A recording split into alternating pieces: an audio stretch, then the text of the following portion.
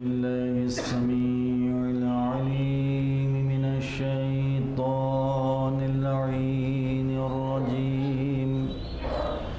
بسم الله الرحمن الرحيم. الحمد لله رب العالمين وبه نستعين، والصلاة والسلام على أشرف الأنبياء والمرسلين وخاتم النبيين رحمة للعالمين أبا القاسم محمد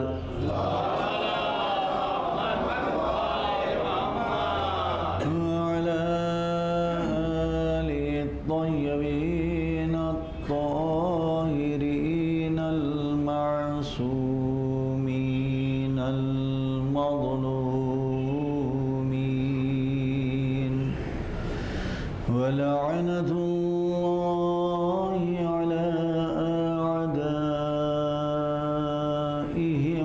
أجمعين من الآن إلى يوم الدين.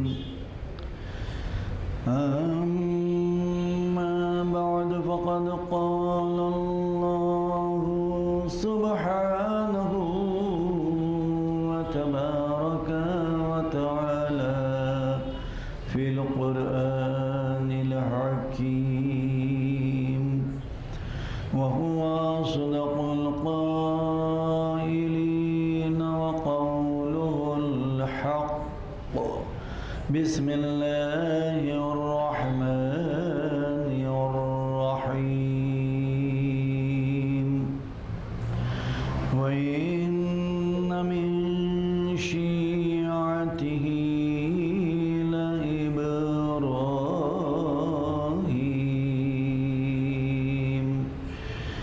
إذ جاء ربه بقلب سليم. صلوات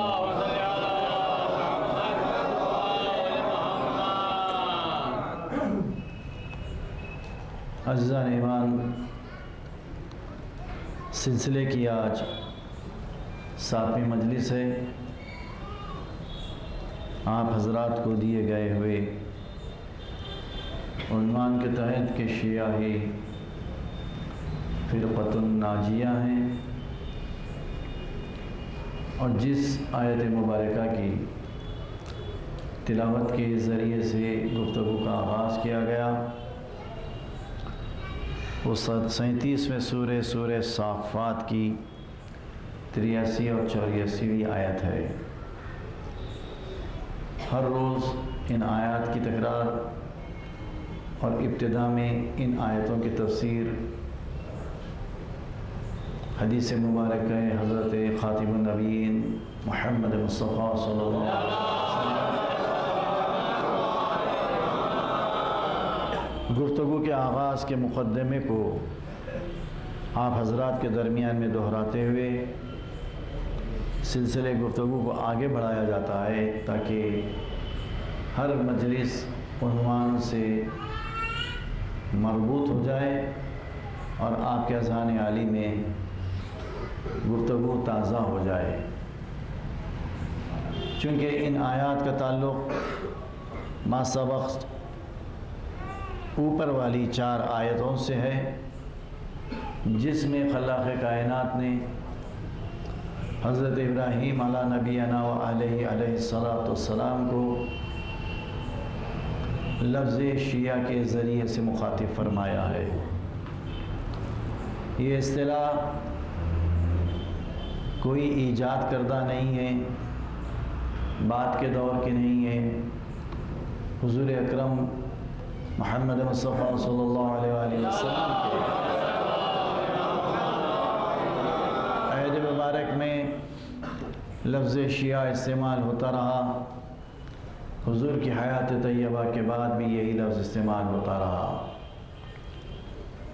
ساری دنیا کے لغت میں اس کے معنی دیکھ لیجئے، یہی ملیں گے کہ وہ شیعہ یعنی وہ دوست جو امیر المومنین علی ابن ابی طالب صلی اللہ علیہ وسلم ماننے والے، وہ گروہ جو علی ابن ابی طالب پر دم بھرنے والا، جان نثار گروہ، ان کی تائید کرنے والا، ان کی اتباع کرنے والا۔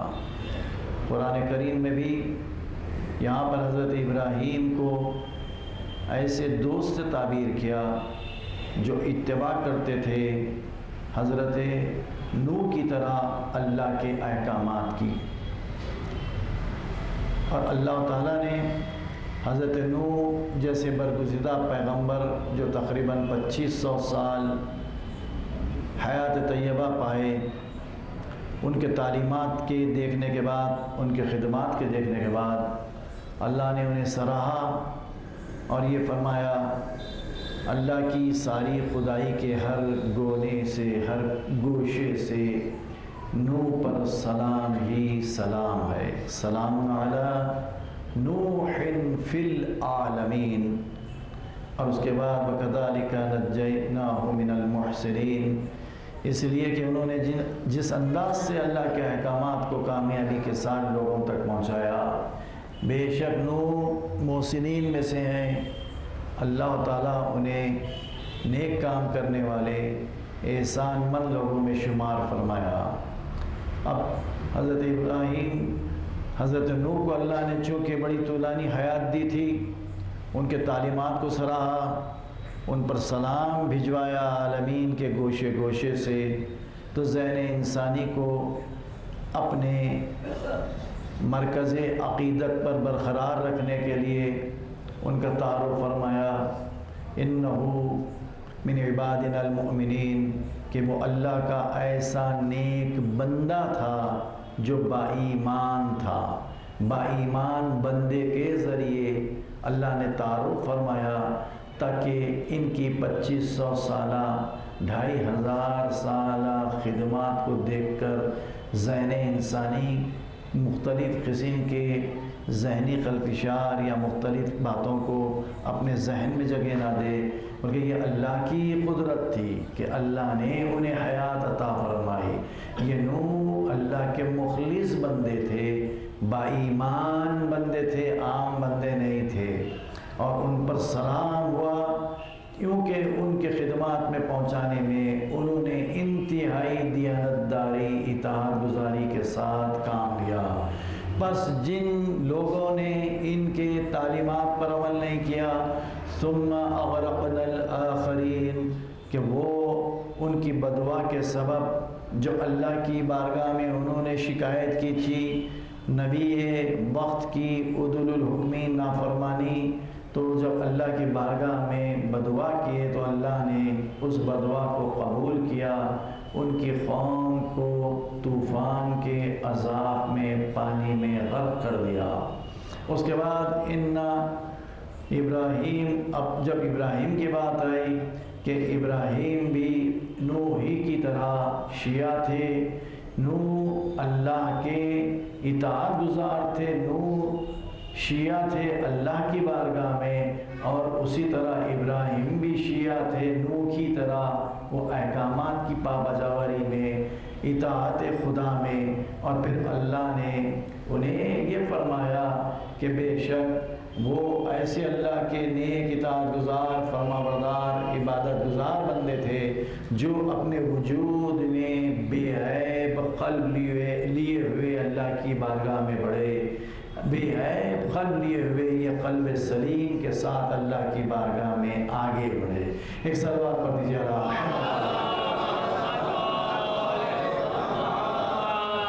شواہد التنزیل اور مبدت فی القربہ، مستدرک، مختلف برادران اہل سنت کی کتابوں سے میں نے ابتدا میں مسلسل احادیث آپ کی خدمت میں عرض کیے کہ جس میں صاف واضح الفاظ میں حضور کے احادیث ملتے ہیں، جس میں وہ فرماتے ہیں کہ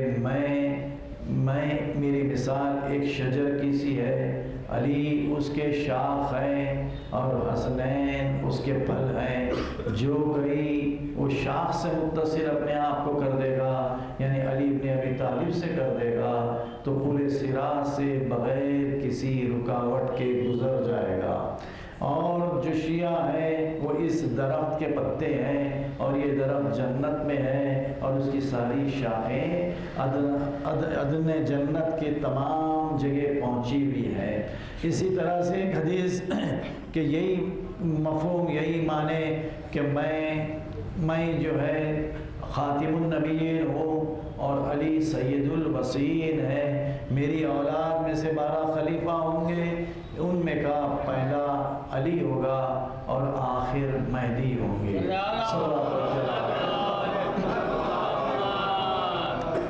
تو اس طرح سے گفتگو آگے بڑھتے رہی، اور یہاں تک کہ ائمہ معصومین کے تعلیمات کے سبب اللہ نے انہیں جو مقام و مرتبہ پر پہنچایا، جو مرتبہ عطا فرمایا، مختلف انداز سے مختلف ادوار میں لوگوں کی جانب سے مختلف احادیث جعل کیے گئے، اور پھر جعلی احادیث اس طرح سے حقیقت فرامین نبی کریم میں خلط ملط کیے گئے کہ حقیقت دین، حقیقت سنت کی صورتحال بدلتی چلے گئی۔ پھر اس کے بعد جو افراتفریق پیدا ہوئی، اس وقت تک تو کوئی اختلاف نہیں تھا اصول میں نہ فقہ میں، جب تک کہ حضور کی زندگی تھی 11 ہجری کے بعد۔ حضور کی مشہور و معروف حدیث مبارک جو بین الفریقین متفق علیہ ہے، تمہارے درمیان میں قرآن اور اہل بیت چھوڑے جاتا ہوں، اگر ان سے تم متمسک رہیں گے تو رسول اللہ پورے انتظام اعتماد کے ساتھ اپنے لائے ہوئے اس تعارف کروائے ہوئے یہ 2 عظیم چیزوں کے متعلق گارنٹی دی کہ یہ ہرگز جدا نہیں ہوں گے، تم گمراہی، ضلالت و پستی میں مبتلا نہیں ہوں گے، یہاں تک کہ تم حوض کوثر پر مجھ سے ملاقات نہ کر لو۔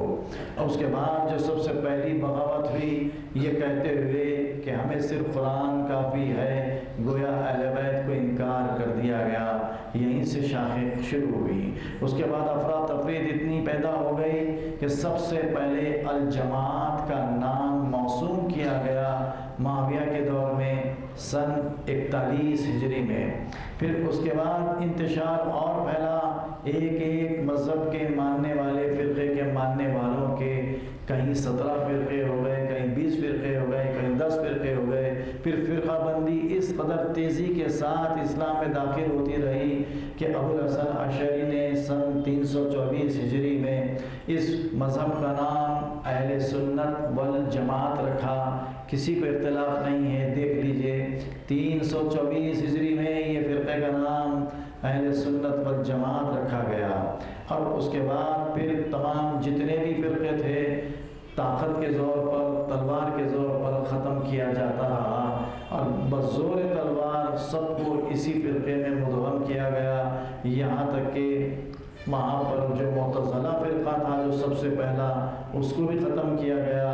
اب اشاعرہ کا فرقہ چلتے رہا، اور پھر اس میں جو نمایاں طور پر چیز تھی، اصول عقائد ابو الحسن اشعری کے تھے، فقہ میں انہوں نے ابو حنیفہ امام اعظم جو ائمہ اربعہ برادران اہل سنت میں کہلائے گئے، ان میں کہ جو سب سے زیادہ جس کی اتباع کرتے ہیں، فقہ میں مانتے ہیں، وہ ابو حنیفہ ہیں، ان کی فقہ پر عمل کیا جاتا رہا، یہ فقہ پر عمل کیا جاتا رہا۔ اس کے بعد پھر امام شافعی، پھر امام حنبلی، امام مالکی کی فقہ پر عمل کیا جاتا رہا۔ ان کے دور گزرتے رہے، کم و بیش 80 سال کا دور رہا، اور اتنا ہی دور رسول اللہ کے بعد کی ان کی پیدائش کا ہے، اور پھر یہ لوگوں کی فقہ رائج رہی۔ پھر ان میں اختلاف میں اتنی شدت کے ساتھ اختلاف ہوتا رہا، ایک دوسرے کے ماننے والوں نے ایک دوسروں پر کفر کا فتویٰ دیا اور اسلام سے خارج ہونے کا فتویٰ دیا، اور جو امام ابو حنیفہ کے ماننے والے تھے امام شافعی کو برا کہنے لگے، امام شافعی کے ماننے والوں کو امام ابو حنیفہ کو برا کہنے لگے، پھر مالکی کے ماننے والے حنبلی کو برا کہنے لگے، امام احمد بن حنبل کے ماننے والے مالکی کو برا کہنے لگے۔ یہاں تک کہ ان کے اپنے معجزے، ان کے اپنے عقائد اتنے زیادہ مختلف ایک دوسرے سے ہیں، ایک ہیجانی کیفیت پیدا ہو گئی۔ اور وہاں پر یہ دلیل دی گئی تھی چونکہ امامت کا انتخاب، خلافت کا انتخاب اللہ کی جانب سے ہے، اور اللہ خلیفہ کا بنانے والا ہے، اللہ امام کا بنانے والا ہے، چونکہ افراد نے ان کا انتخاب کیا تھا، اس لیے خلفاء میں بھی اختلاف رہا، ائمہ میں بھی اختلاف رہا۔ اختلاف کا ہونا عین فطری بات تھی، اس لیے کہ اللہ نے قرآن کریم میں بڑے ہی واضح طور پر اس کو بیان فرما چکا تھا کہ وَلَن تَجِدَ لِسُنَّتِ اللَّهِ تَبْدِيلًا وَلَن تَجِدَ لِسُنَّتِ اللَّهِ تَحْوِيلًا، کہ انی جاعل فی الارض خلیفہ کا بنانا اللہ کے ہاتھ میں ہے، کیونکہ یہ لوگوں نے اس خلافت کو مختلف ادوار میں اپنے سے منتخب کیا، اللہ نے منتخب نہیں کیا۔ اسی طرح سے انی جاعلوں کا للناس اماما، میں نے تمہیں لوگوں کا امام بنا کر بھیجا، تو یہ امام کا انتخاب بھی لوگوں کی جانب سے ہوا۔ اب اللہ فرماتا ہے افلا یتدبرون القرآن ولو کان من عند غیر اللہ لوجدوا فیہ اختلافا کثیرا، یہ لوگ قرآن میں غور کیوں نہیں کرتے؟ بہت ہی اعلانیہ طور پر قرآن کے اختیار کرنے کا دعویٰ تو کرتے ہیں، لیکن اس میں تدبر کیوں نہیں کرتے، فکر کیوں نہیں کرتے کہ کیا ان کے دلوں پر تالے لگے ہوئے ہیں؟ اگر یہ قرآن اللہ کے علاوہ کسی اور کی جانب سے نازل ہوتا تو اختلاف کثیر پایا جاتا۔ اللہ خود فرما رہا ہے جو چیز اللہ کے علاوہ دوسروں کی جانب سے ہوگی، بنام اسلام، بنام قرآن، بنام دین، بنام شیعت یا بنام کوئی چیز ہو، مسلمان ان میں اختلاف کثیر ہوگا، اختلاف کثیر ہوگا۔ یہ اختلاف کثیر سامنے آیا، اور اگر اللہ کی جانب سے ہے تو حدیث آگے بڑھ کر کہتی ہے کہ ہمارا اول محمد ہے، اوسط محمد ہے، آخر محمد ہے، کل کے کل محمد ہے۔ ان معنوں میں جو اول محمد کے فرامین احکامات ہیں وہ اوسط محمد کے ہیں، جو اوسط محمد کے ہیں وہ آخر محمد کے ہیں، یعنی رسول اللہ سے لے کر مولا کائنات سے لے کر امام جعفر صادق سے لے کر حضرت امام مہدی عجل اللہ تعالی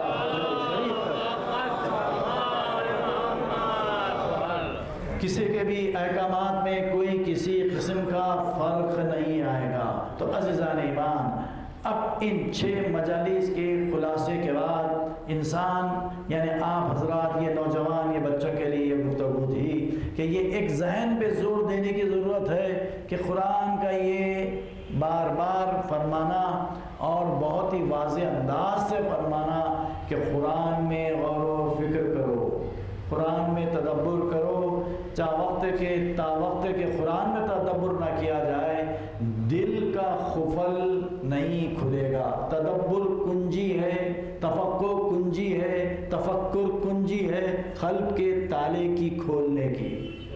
قرآن کا دیکھنا ثواب ہے، قرآن کا پڑھنا ثواب ہے، قرآن کا سننا ثواب ہے، لیکن قرآن کو سمجھنا ضروری ہے تاکہ انسان حق اور باطل کو سمجھ سکے۔ قرآن کو سمجھنا اس لیے ضروری ہے تاکہ اللہ ہم سے کیا توقع کرتا ہے، کیا مطالبات کرتا ہے، اس سے ہم باخبر ہو جائیں۔ اگر ہم باخبر نہیں ہوں گے تو ہماری زندگی عدم معرفت کے ساتھ ہوگی، عدم معرفت کی زندگی جہالت کی زندگی ہوگی، جہالت کی زندگی کفر کی زندگی ہوگی، کفر کا انجام جہنم ہے۔ تو یہ ضروری ہے کہ انسان اس میں غور و فکر کرے۔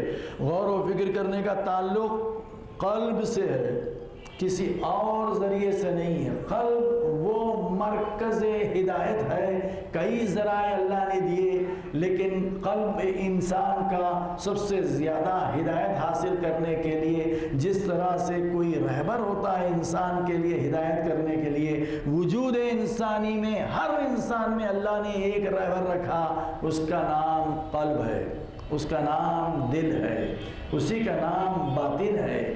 تو اب یہاں پر انسان کو غور کرنا چاہیے اور جاننے کی ضرورت ہے یہ قلب ہے کیا، یہ قلب ہے کیا۔ تا وقت ہے کہ یہ باتوں سے ہم باخبر نہ ہو، ہمارے یہ ساری باتیں جو گزشتہ میں گزر چکی ہیں، انسان کے لیے ابھی سنے گا، پھر اس کو وہ بھلا دے گا، اور اس کے بعد پھر انسان کے ذہن کے اندر وہ بات بالکل مدھم ہوتی چلی جائیں گی، پھر جو ماحول کا اثر غالب آتا چلا جائے گا، انسان انہی چیزوں کا ایڈکٹ ہو جائے گا، عادی ہو جائے گا۔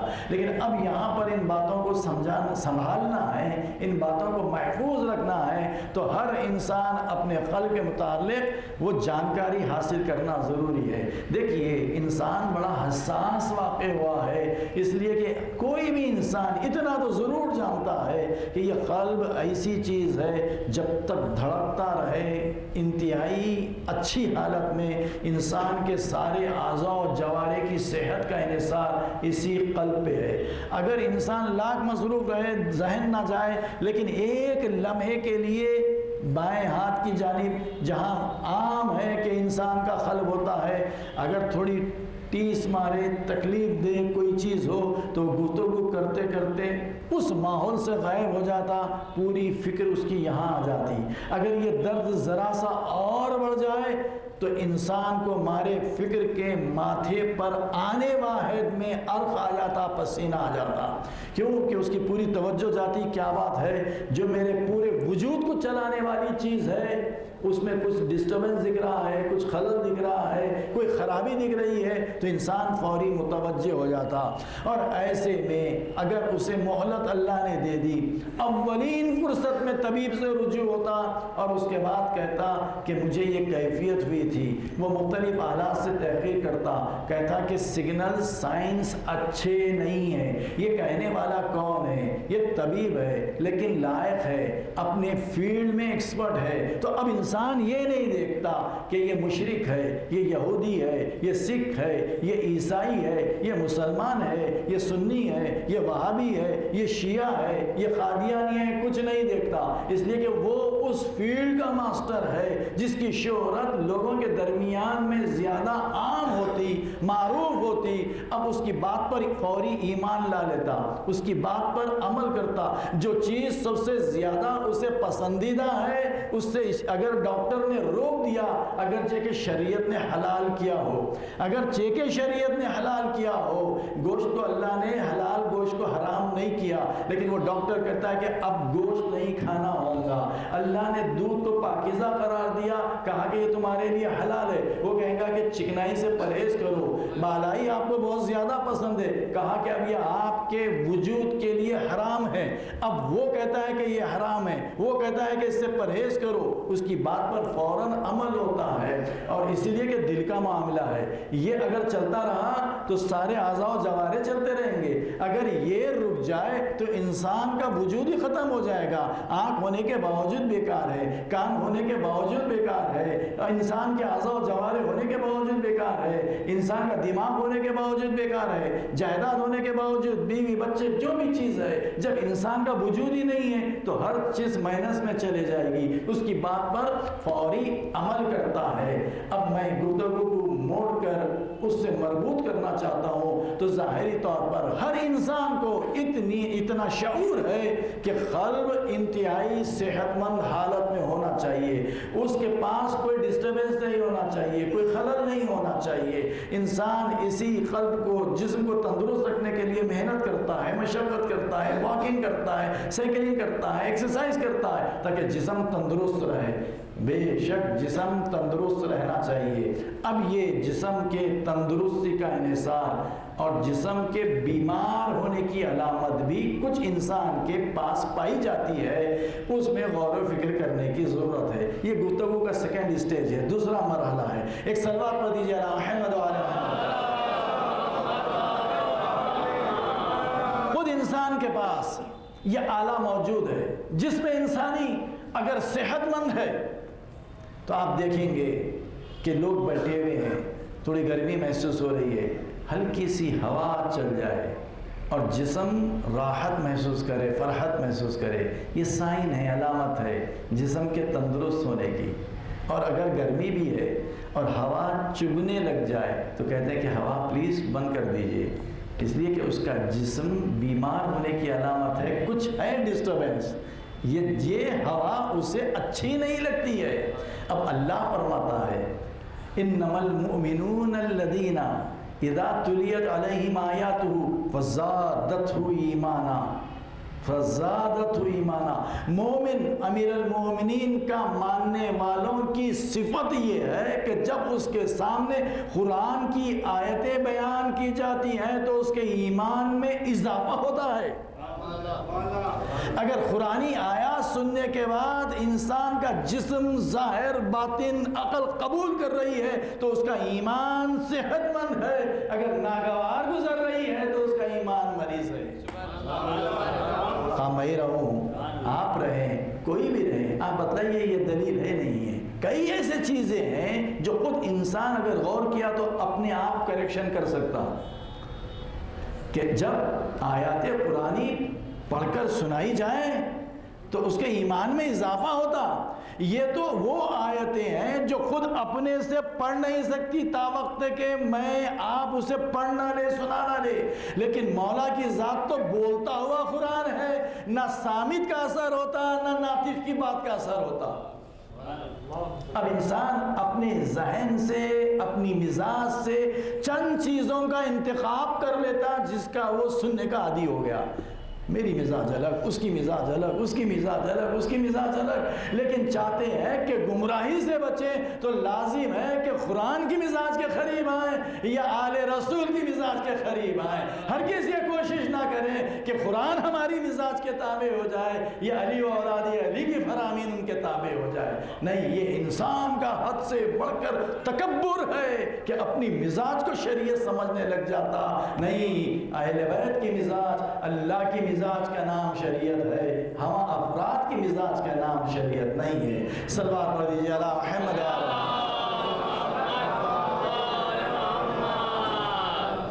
عزیزان گرامی، یہ ایک تمہید کے طور پہ میں نے آپ کے اذہان کو متوجہ کیا۔ اب یہ قلب ہے کیا؟ قلب ہے کیا چیز؟ اللہ فرماتا ہے قرآن میں، ما جعل اللہ لرجل من قلبین فی جوفہ، ہم نے کسی بھی متنفس انسان کے سینے میں دو دل نہیں دیے۔ دل ایک ہی چیز، تحقیق کر لیجیے، امریکہ کی تحقیق، جرمن کی تحقیق، یورپ کی، ترقی یافتہ ممالک کی، کہیں کی بھی، آج تک کیا آپ نے کسی اخبار میں، کسی بھی میگزین میں پڑھا کہ یہ انسان کے سینے میں دو دل ہے؟ کیونکہ قرآن کا تو دعویٰ ہے کہ قرآن ہدایت ہے عالمین کے لیے۔ غلطی کا شائبہ کرنا اس انسان کے ایمان کی غلطی کی دلیل ہے، قرآن غلط نہیں ہو سکتا۔ اب اگر قرآن کو سمجھنا ہے تو دیگر آیتوں سے سمجھو یا پھر اس کے اخبار کے ذریعے سے سمجھو، جو قرآن جس کے قلب پر نازل ہوا، یا پھر جو وارث ہے ان کا، جس کے قلب پر قرآن نازل ہوا، یعنی یا محمد کے اقوال ہو یا علی مرتضیٰ کے اقوال ہو یا قرآن کی آیتیں اس کی تفسیر بیان کرتی ہو تو قرآن سمجھ میں آئے گا، ورنہ قرآن سمجھ میں نہیں آ سکتا۔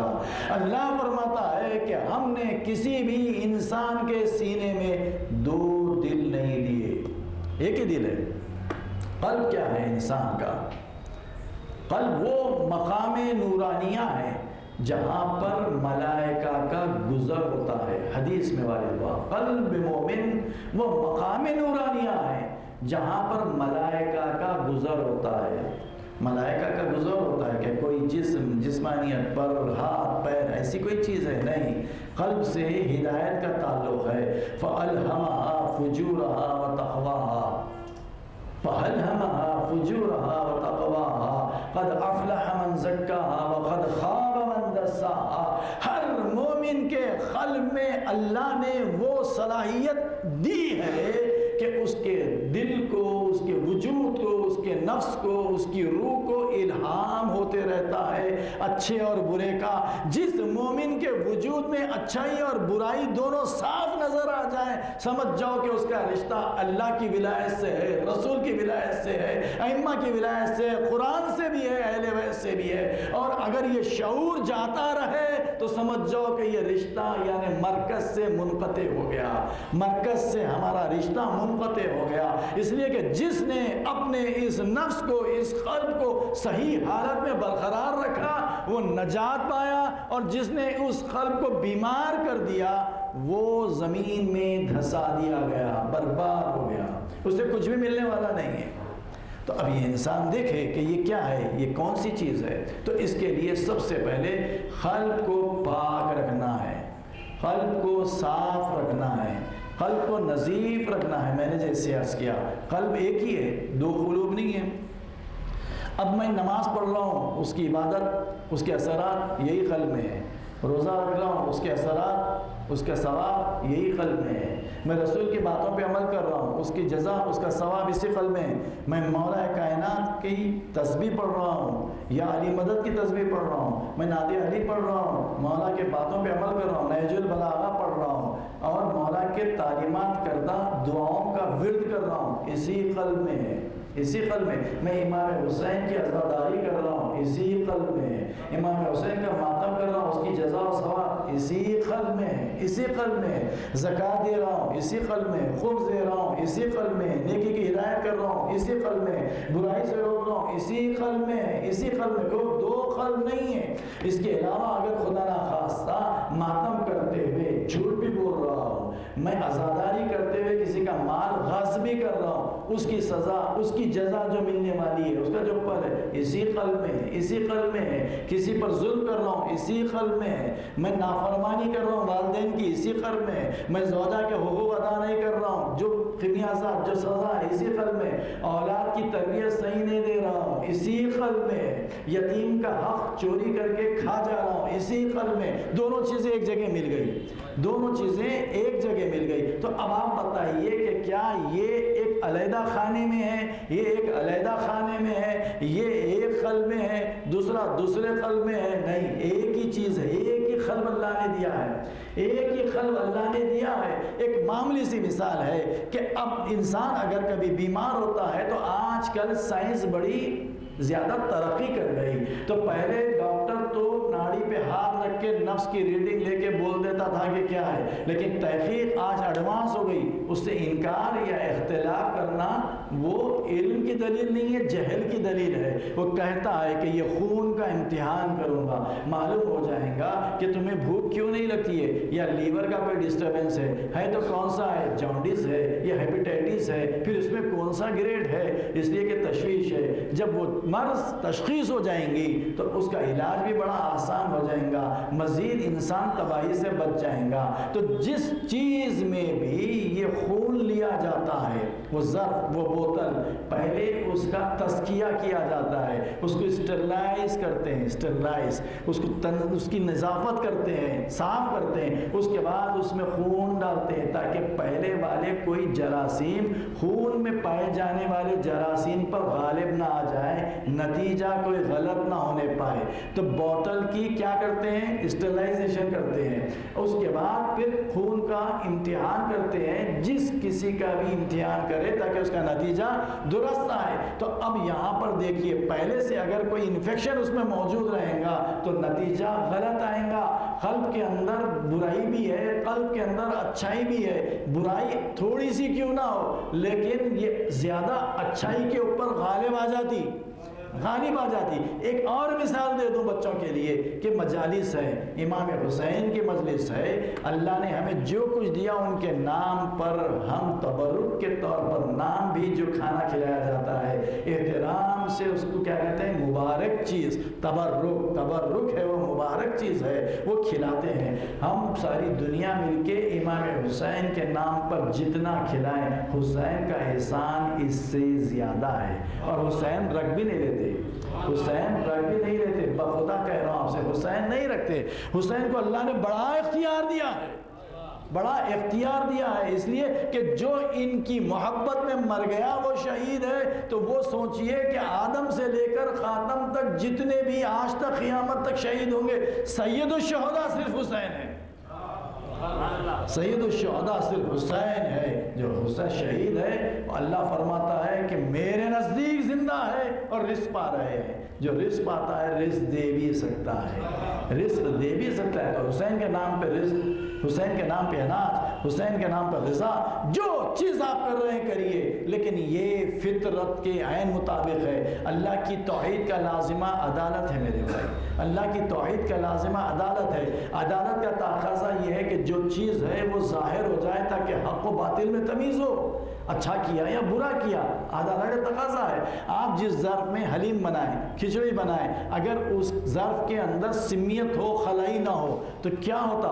باوجود اس کے کہ آپ جو چیز بنائیں، بریانی بنائیں، چاول عمدہ لے کے آئے، آپ کی صحت کے لیے نافع ہے، اس میں گوشت ڈالے، اس میں پروٹین سے آپ کی صحت کے لیے نافع ہے، اس میں مکھن ڈالے، اس میں پروٹین سے وٹامنس ہے، آپ کی صحت کے لیے بہتر ہے، نافع ہے، اس میں مسالے ڈالے جو ذائقے کے لیے اچھا ہے، جو انسان رغبت سے کھاتا، خواہ وہ آپ کوئی میٹھا بنائیں، اس کے اندر بھی جو انسان استعمال کرتا ہے سب انسان کے لیے تقویت پہنچانے والی چیزیں رہتے ہیں، لیکن پہلے سے سمیت ہے تو پوری چیز کو سمالود کر دیتی، کھانے کے بعد جسم کو نافع ہونے کے بدلے مضر ہو جاتی، انسان صحت مند ہونے کے بدلے علاج کرانے کے لیے دواخانے میں شریک ہو جاتا۔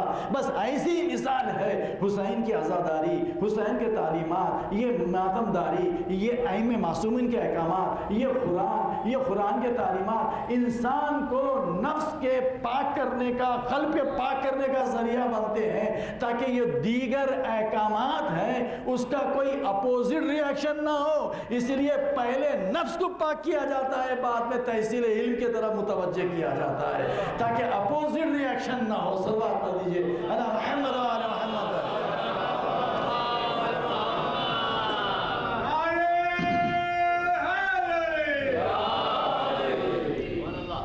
تو عزیزان گرامی، آپ غور کیجئے کہ یہ نفس اتنی کثرت سے عبادت مقبولہ حسین کی عزاداری ہونے کے بعد یہ قلب مومن کا کتنا چمکتا ہوا نورانی، اس لیے کہ قلب مومن مثل حرم کعبہ ہے، حرم اللہ ہے، مثل حرم اللہ ہے، مومن کا قلب مثل حرم اللہ۔ کس مقام کی منزلت کس سے نسبت دی جا رہی ہے؟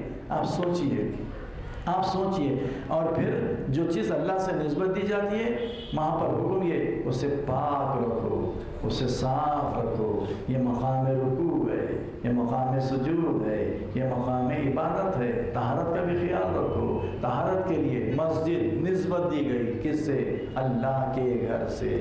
نماز کا وقت ہو گیا، اول وقت نماز پڑھنے کی تاکید ہے، مومن کی پہچان ہے، لیکن اگر وہاں کوئی احیاناً نجاست آ گئی، نماز کا وقت موجود ہے اور وہ مقام پہلے پاک کرو بعد میں نماز پڑھو، اس لیے کہ اس کی بے حرمتی ہوگی، اس کی بے حرمتی ہوگی، پاکیزگی پہلے پھر اس کے بعد نماز۔ تو اس لیے کہ پہلے دل پاک ہو اس کے بعد نماز اثر کرتا، پہلے دل پاک ہو پھر عزاداری اثر کرتی۔ دیکھیے کیسے اثر کرتی ہے عزاداری، اس کے کیسے تاثیرات برکتیں آتی ہیں۔ تو قلب کو پاک رکھنا ہے۔ اب ہم مولا کائنات سے پوچھتے ہیں یا امیر المومنین، آپ باب مدینۃ العلم ہے، بتائیے یہ قلب کی کیا مثال ہے، کیسی مثال ہے، یہ ہے کیا قلب کے لیے کیا چیز مضر ہے، کیا چیز مفید ہے؟ مولا کائنات کی خدمت میں سوال کرتے ہیں یا علی آپ ہماری مدد کیجئے، آپ بتائیے کہ یہ قلب کیا ہے۔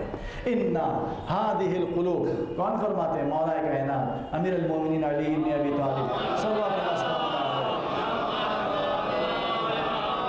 یہ تمہارے دل مثل ظرف کے ہیں، وہ خیرها اوعاها، جو سب سے عالی ظرف ہوتا ہے وہ سب سے بہترین قلب ہوتا ہے۔ یہ دیکھیے آپ ہم محاورے میں بھی استعمال کرتے ہیں، تھوڑے پیسے آ گئے کم ظرف تھا ادھر گیا، تھوڑی شہرت مل گئی کم ظرف تھا ادھر گیا۔ جو ظرف میں، ظرف کیا ہے؟ مثل پیالے کے ہے۔ مولا فرماتے ہیں تمہارا قلب مثل پیالے کے ہے، مثل ظرف کے ہے، جس میں ظرفیت زیادہ ہے اس میں گنجائش زیادہ ہے۔ لیکن یہ قلب انسان کا جب انسان گناہ کرتا ہے، لا وجع اوجع للقلوب من الذنوب، مولا فرماتے ہیں دل کے لیے گناہ سے بڑھ کر کوئی ڈیمیج کرنے والی چیز نہیں ہے۔ مجھے پرساد راؤ کی بات پہ ایمان ہے، مجھے فلاں غوث محی الدین کی بات پر ایمان ہے، مجھے باقر رضوی صاحب کی بات پہ ایمان ہے۔ ارے جو باب مدینۃ العلم بھی ہے، باب مدینۃ الحکمہ بھی ہے، وہ حکیم، وہ مولا فرماتے ہیں دل کے لیے گناہ سے بڑھ کر کوئی چیز نہیں ہے جو ڈیمیج کرے۔ میں اس کی بات پر اپنی مرغوب ترین چیز ترک کر دیتا ہوں. یا مولا فرما رہے ہیں کہ گناہ سے بڑھ کر اب سمجھ میں آیا کہ جو علی کی محبت جس کے دل میں رہتی ہے گناہ اس کے قریب نہیں آتا. اس کا معنی یہ نہیں ہے کہ میں گناہ کرتے رہوں اور علی کا کام یہ ہے ان کی محبت کا دھوتے رہے. نہیں، جیسے آگ کے قریب لکڑی ٹک نہیں سکتی اس طرح جس مومن کے قلب میں علی کی محبت ہے گناہ آ نہیں سکتا. صلوات پڑھ دیجئے علی محمد.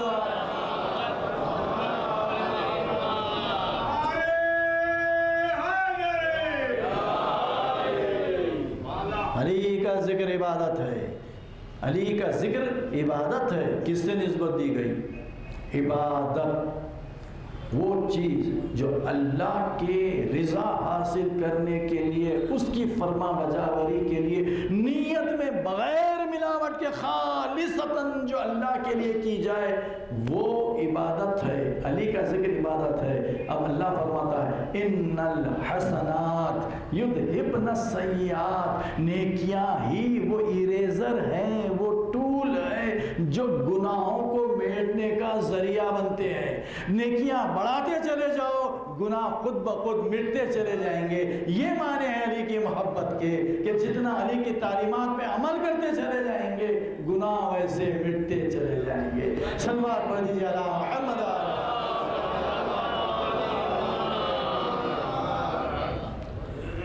جیسے انسان گناہ کرتا ہے اس کے پل پر سیاہ دھبا آ جاتا ہے، اور معصوم فرماتے ہیں اگر انسان متوجہ نہ ہو اس کو میٹنے کے لیے پشیمان اور ندامت کے ساتھ بہنے والے آنکھ کے آنسو یہ قلب مومن کے سیاہ دھبوں کا میٹنے کا سبب بنتے ہیں. قربان ہو جائیں ہماری جانیں، ہمارے ماں باپ، ہماری اولاد آقا امیر المومنین پر سے کیسے مومن کی آبرو رکھ لی. اس کے لیے ضروری نہیں ہے میں گواہ بنوں، آپ گواہ بنے، تیسرا شخص گواہ بنے. نہیں، مومن کی آبرو اور عزت اللہ کو بھی بہت عزیز ہے، رسول کو بھی بہت عزیز ہے، مولا امیر المومنین کو بھی بڑی عزیز ہے. وہ مشکل کشائے دو جہاں ہے نا، مشکل کشائی فرمائی. دیکھو یہ فارمولہ ہے، اسے اختیار کر لو اور تم پھر وہی مقام پہ پہنچ جائیں گے جس مقام سے نیچے آئے تھے. توبہ کر لو، توبہ کر لو. توبہ دو ہاتھ لے کے رخسار پہ مارنے کا نام نہیں ہے. توبہ اس عہد و پیمان کا نام ہے، اس اقرار کا نام ہے کہ بس انسان دل میں اس گناہ کو خیال کیا اور اعتراف کیا، بے ساختہ آنکھ سے آنسو نکل گئے. معبود نہیں ہونا تھا ہو گیا، محمد ان کی آل کا واسطہ میرے گناہ معاف کر دے. اب کسی شہادت کی ضرورت نہیں ہے، کسی کی گواہی کی ضرورت نہیں ہے، کسی کے سامنے اقرار کرنے کی ضرورت نہیں ہے. تم ہے، تمہارا رب ہے جو تمہاری رگے جاں سے زیادہ قریب ہے. اس کی آواز گونج رہی ہے لا تقنطوا من رحمت اللہ توبۃ نصوحا یا ایھا الذین آمنوا توبوا الی اللہ توبۃ نصوحا. لیکن توبہ نصوحا ہونا ہے صاحبان ایمان، یعنی آئندہ پھر نہ کیا جائے، اقرار کرنا اور تکرار گناہ نہ ہونا. تو اللہ فرما رہا ہے میری رحمت سے مایوس مت ہو میرے بندے، میں معاف کرنے والا ہوں سارے گناہ، جمیعا پورے گناہ معاف کرنے والا ہوں. میں کون جو کہوں کہ یہ معاف ہوگا، یہ نہیں ہوگا. پھر اضافی وسیلہ حسین کا آپ کے پاس ہے. حسین کے پاس جب وسیلہ ہے تو یہ عزاداری، یہ حسین کے مصائب میں جو درس ہے. آپ سچ بتائیے کہ حر سے بڑھ کر بھی کوئی خطاوار ہو سکتا تھا؟ کیا منزل میں پہنچ گیا تھا؟ ادھر حسین نے کہا معاف کیا، پھر اس مقام پہ پہنچ گیا کہ قیامت تک شہداء کربلا میں حر داخل ہو گیا. جہاں علی اکبر پر سلام ہے، جہاں عباس پر سلام ہے، جہاں حبیب پر سلام ہے، السلام علیکم یا اولیاء اللہ میں حسین کا یہ مہمان حر بھی شامل ہے، حر بھی شامل ہے. وہی انداز، وہی زیارت، وہی فکرے. آپ دیکھیے کہ مولا کی محبت کس طرح سے ہمیں ہدایت دیتی رہتی ہے. یہ محبت پاکیزگی کے ساتھ اگر اختیار کیا جائے تو پھر مولا فرماتے ہیں کہ تمہارے سارے گناہ معاف ہو جاتے ہیں، سارے گناہ معاف ہو جاتے ہیں. جبکہ اقرار کرے اگر انسان اپنے اس قلب کو مسلسل تکرار کے ساتھ 2 سے زیادہ مرتبہ گناہ کر کے توبہ نہ کرے تو یہ مولا فرماتے ہیں یہ پیالے قلب اوندھا دیا جاتا ہے۔ بڑی بات دیکھیے، ہو سکتا ہے کچھ تھوڑا سا ہارڈ ہو رہا ہو، تھوڑا مشکل ہو رہی ہے، لیکن یہ حقیقت ہے، ہماری کیفیت یہی ہے جو مولا فرما رہے ہیں۔ کیونکہ مرض کی تشخیص ہو گئی، اب ڈاکٹر یہ کہہ دے کہ کینسر ہے، آخری سٹیج میں ہے، تو وہ مریض پہ کیا گزرتی ہے؟ اس کو معلوم ہو جاتا ہے کہ موت ہے، تکلیف ہے، کوئی چیز نہیں ہے۔ اور اگر ڈاکٹر امید دلائے یہ کام کریں گے تو تمہارا مرض چلے جائیں گا، بتائیے کوئی ڈاکٹر ایڈز کے متعلق، یہ کینسر کے آخری سٹیج کے متعلق گارنٹی نہیں دیتا، لیکن بڑے سے بڑے گناہ کے بعد رسول اللہ گارنٹی دے رہے ہیں، اللہ گارنٹی دے رہا ہے، اور علی گارنٹی دے رہے ہیں، مایوس مت ہو، تیرے گناہ معاف ہو جائیں گے۔ بس وہ گناہ کون سا نہیں ہونا؟ نئے دین کی ایجاد نہیں کرنا، نئے دین کی ایجاد نہیں کرنا۔ میں نے گزشتہ مجلس میں وہ واقعہ شیخ صدوق کے اسناد سے آپ کی خدمت میں عرض کیا، آپ کے لیے ضروری ہے کہ نئے دین کی ایجاد مت کرو، بڑے سے بڑا گناہ ہے، قابل معافی ہے، شرط کیا ہے؟ اقرار کرنا، توبہ کرنا، توبہ کرنا۔ تو اب یہاں پر امام فرما رہے ہیں کہ اگر کوئی انسان گناہ کرے، تکرار کے ساتھ گناہ کرے، تو یہ قلب اوندھا دیا جاتا ہے، آنکھیں الٹا دی جاتی ہیں، قلب اوندھا دیا جاتا، آنکھیں الٹا دی جاتی ہیں۔ کون سا ایسا مومن ہے جس کی یہ آرزو و تمنا نہیں ہے کہ زندگی کیسے بھی گزر جائے لیکن وقت آخر میرے مولا کے جمال مبارک کی زیارت ہو۔ آنکھیں اگر اپنے حقیقی مرکز میں رہیں گے تو وہ جمال مبارک کی زیارت ہوگی، اگر آنکھیں اوندھا دیے گئے، قلب اوندھا دیا گیا تو تمیز نہیں ہوگی کہ کون آئے اور کون نہیں آئے۔ تو کتنا نقصان ہے انسان کا، کتنا عظیم نقصان ہے۔ دیکھیے ظرف کی مثال مولا نے دی کہ یہ پیالہ ہے، ظرف ہے، ظرف حقیقی اگر شکل میں رہتا ہے تو اس میں آپ ظرف میں کوئی چیز داخل کر سکتے، حسب جو ظرف کی گنجائش ہے اس کے مطابق، پانی ہے، دودھ ہے، جتنا ظرف ہے، جو بھی چیز ہے، اور یہ اگر اوندھا دیا گیا آپ جو بھی چیز ڈالو باہر سے نکل جاتی۔ اب اگر قلب انسان کا جو ہدایت حاصل کرنے کا مرکز ہے وہی اوندھا دیا گیا تو آپ قرآن کی آیتیں بولو باہر سے نکل جاتی، نہج البلاغہ بولو باہر سے نکل جاتی، امام سجاد کے صحیفہ سجادیہ کاملہ کی دعائیں پڑھو باہر سے نکل جاتی، دعائیں توبہ پڑھو باہر سے نکل جاتی، دعائیں کمیل پڑھو باہر سے نکل جاتی، حدیث قصہ پڑھو باہر سے نکل جاتی، قلب قرآن یاسین ہے وہ یاسین پڑھو باہر سے نکل جاتی۔ اس لیے کہ جو حقیقی کیفیت میں رہیں گی چیز تو داخل ہوگی، جب کیفیت ہی خود کھو دے اور اوندھا دیا جائے کوئی بات کا اثر نہیں ہوتا۔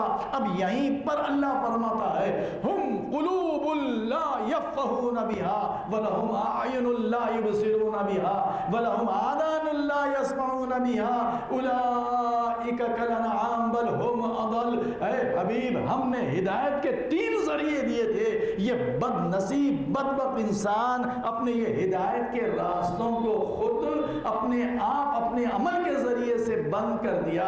ہم نے آنکھ دی نظر نہیں آتا، کان دیے سنائی نہیں دیتا، قلب دیے سمجھ میں نہیں آتا، آنکھ دی دکھائی نہیں دیتا۔ کتنے لوگ ایسے ہیں زندگی گزار رہے ہیں، آنکھ موجود ہے لیکن یہ پڑھ کر نہیں دیکھتے کہ اقیم الصلاۃ لکھا ہوا ہے، آتوا الزکاۃ لکھا ہوا ہے، امرتا بالمعروف لکھا ہوا ہے، کتنے احکامات سب لکھے ہوئے ہیں، دکھائی نہیں دیتا۔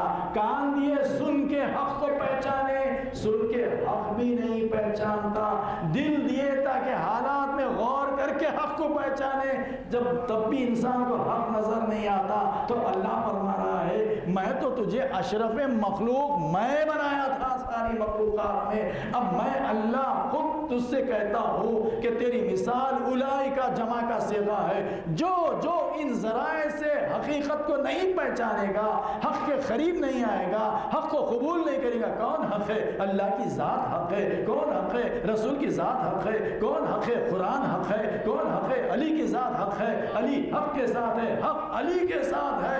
جب تم یہ نہیں پہچانے تو اب تم انسان باقی نہیں رہے، بلکہ تم تم مثل جانوروں کے ہیں، اس سے بھی زیادہ پست و حقیر ہے، اس سے بھی زیادہ ذلیل و پست ہے۔ اب تمہیں انسان کہلانے کا حق نہیں ہے۔ عزیزان ایمان، انسان کے لیے احکامات ہے، جانوروں کے لیے شریعت یا احکامات نہیں ہے۔ جب خود انسان جانور بن گیا تو اب اس کی کیا کیفیت ہے؟ اس کے لیے جنت کیا ہے، احکامات کیا ہے، جزا کیا ہے؟ نہیں، اللہ ایسی سزا دے رہا ہے کہ تم پست ہے جانوروں سے بھی زیادہ۔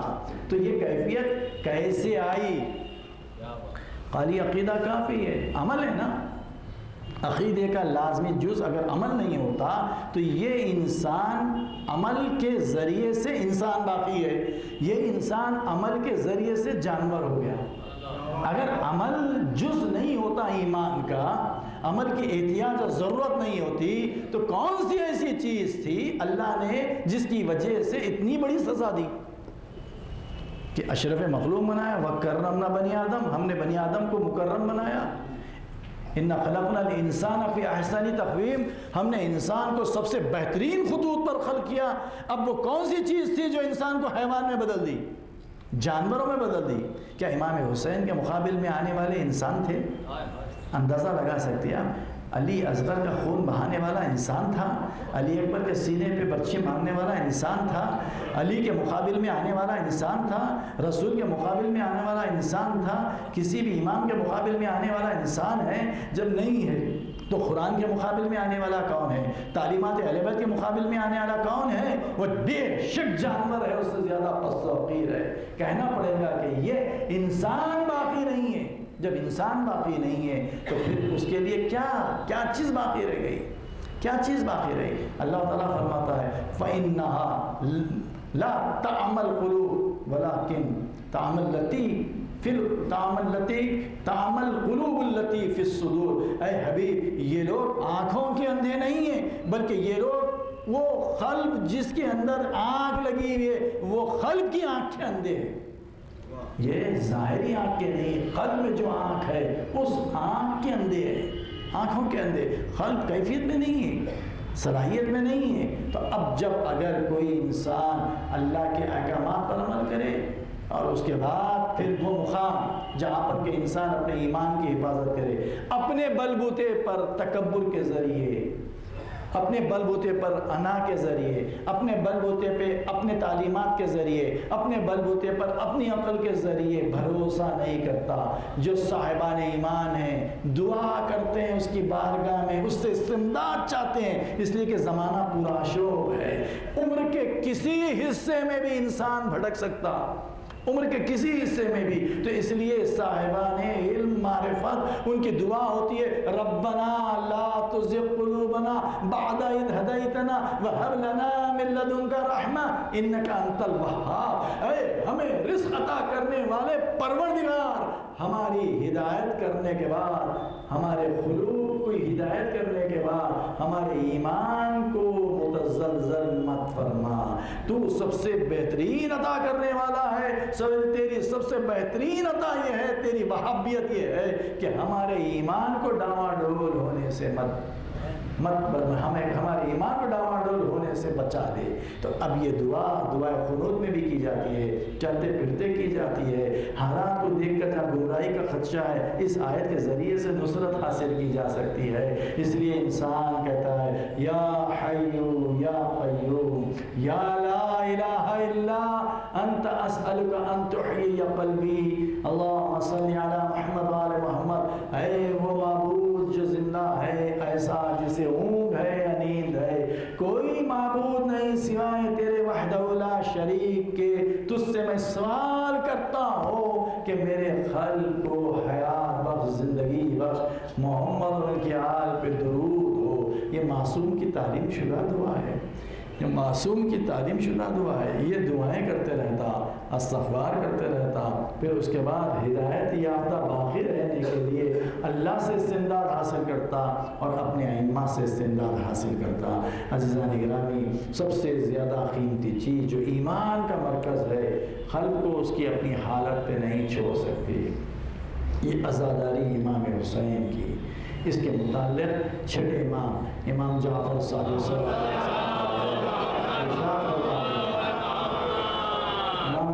ارشاد فرماتے ہیں کہ مجلس کے متعلق من جلس مجالسا یوحی امرنا، جو کوئی انسان ہمارے جد حسین کی مجالس میں بیٹھ جائے، من جو کوئی بیٹھ جائے مجالس ہیں یوحی امرنا، اور وہ مجلس کا عنوان ہونا چاہیے ہمارے احکامات کو زندہ کرنا، ہمارے احکامات کو بیان کرنا، لم یمت قلبہ، اس کا دل نہیں مرے گا، یوم تموت القلوب، جب سب کے دل مر جائیں گے۔ بتلائیے کس کا عقیدہ ہے مرنے کے بعد جس کو عقیدہ یاد دلایا جاتا ہے؟ اسماء افعل، کون سے مسلمانوں کا فرقہ ہے؟ یہ وہی ہے جو حسین کے عزادار ہے، یہ وہی ہے جو حسین کے ماتمدار ہے، جہاں پر یقین ہے کہ وہ سن بھی رہا ہے سمجھ بھی رہا ہے، اب اس کے عقیدے کو یاد دلایا جاتا ہے۔ اللہ کی توحید سے امامت تک قیامت کے پورے مراحل، ساری آسمانی کتابیں، سوال و جواب اور سوال منکر نکیر، سب چیزوں پر، اور کہا جاتا ہے کہ تو اس عقیدے پر قائم رہے، اس عقیدے پر قائم رہے۔ محمد آل محمد کی ولایت کے اقرار کے ساتھ اب یہ باتوں کا تجدید کرنا اس کے عقیدے کی کس کے پاس ہے؟ اسمع افہم، سن سمجھ، مر گیا وہ تو مر چکا۔ یا رسول اللہ آپ شہدائے بدر سے گفتگو کر رہے ہیں، کیا سنتے ہیں؟ ہم اسمع منکم، وہ تم سے بہتر سنتے ہیں، ہم اسمع منکم، وہ تم سے بہتر سنتے ہیں، ان کی سننے کی صلاحیت۔ تو یہ مجالس امام حسین کا ایسا فیض ہے جہاں پر قلب نہیں مرتا۔ اگر کوئی مجلس میں بیٹھ جائے اور امام حسین کی مجلس میں بیٹھے، اور وہاں پر کیا ہونا چاہیے؟ علی سے لے کر امام زمانہ تک، رسول سے لے کر فاطمہ الزہرا تک، ان کے باتوں کا چرچا ہو، ان کی گفتگو ہو، ان کے احکامات زندہ کیے جائیں، اس کا قلب نہیں مرے گا۔ جب سارے لوگوں کے قلوب مر چکے ہوتے ہیں، سارے لوگوں کے قلوب مر چکے ہوتے ہیں۔ بس عزیزان گرامی، اس سلسلے کی گفتگو اگر اور کی جائے تو کئی اور پہلو اس میں موجود ہیں، لیکن بات یہی ہے کہ یہ ساری گفتگو اپنے قلب کو درست رکھنا ہے۔ ایک آخری مثال دے دو، یہ مومن دوسرے مومن کی جو محبت ہے ایسا ہی ہے جیسے ماں باپ کے دل میں اولاد کی محبت۔ یہ محبت کے متعلق اللہ فرماتا ہے کہ ساری دنیا کی دولت جمع کر لی جائے تو یہ محبت ماں باپ کے دل میں نہیں آتی۔ آپ دیکھیے پرندوں میں اگر یہ محبت نہیں ہے تو ان کی افزائش نسل نہیں ہو سکتی۔ بھیڑیوں میں، جانوروں میں خونخوار ہونے دیجیے، اگر اپنی اولاد سے اس حد درجے کی محبت نہ ہو تو ان کی نسل کی بقا ممکن نہیں۔ یہ تو اشرف مخلوق انسان ہے، کروڑ پتی ہونے دیجیے، ارب پتی ہونے دیجیے، لاکھ خوبصورت ہونے دیجیے، لیکن بچہ رات میں کتنی مرتبہ اٹھتا ہے، آواز پر ماں بھی اٹھتے رہتی، اور ماں اس کی غذا اپنے بچے کو اپنے سینے سے دیتی رہتی، اب اس کو ناگواری نہیں گزرتی۔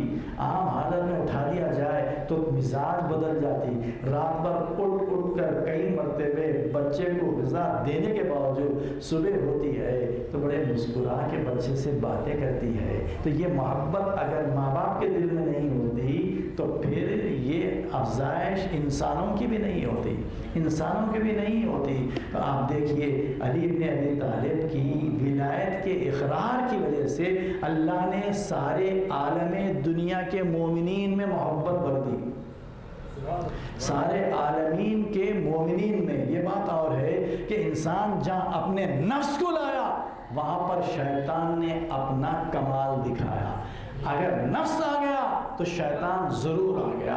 آپ دیکھیے کہاں کے ہیں بھائی، امریکہ کا ہو، آپ امریکہ کے ہیں، کون ہے آپ؟ میں اہل بیت کا چاہنے والا ہوں، آپ ہاتھ کھول دیتے، چہرے پہ بے ساختہ خود بخود مسکراہٹ آ جاتی، آپ گلے ملتے، احوال معلوم کرتے۔ اگر کوئی وہاں کا گروپ سے تعلق رکھتا ہے، کہا کہ کہاں کے آپ؟ فلاں علاقے کے، کون سے عالم ہیں؟ فلاں۔ اب آپ چہرہ بنا لیتے۔ اگر آپ کی محبت اہل بیت کی دوستی سے ہے، افراد سے نہیں ہے، یہ افراد نہیں بخشنے والے ہیں، نہیں بخشانے والے ہیں، اہل بیت بخشوانے والے ہیں۔ آپ کس سے ہیں؟ فلاں سے. جب تک کہ مومن معلوم ہوا دل خوش ہو گیا. فلانا گروپ ہے, آپ ہٹ گئے. ہمارا تو ایک گروپ ہے اثنا عشری, ہمارا ایک گروپ ہے اثنا عشری, ہمارا ایک قبیلہ ہے اثنا عشری, ہمارا ایک خاندان ہے اثنا عشری. یہ صفت ناراضگی کی کس کی ہے؟ یہ حسد کی ہے. حسد کیا ہے؟ روح کا سب سے آخری اسٹیج کا کینسر ہے. یہ حسد کیا ہے؟ روح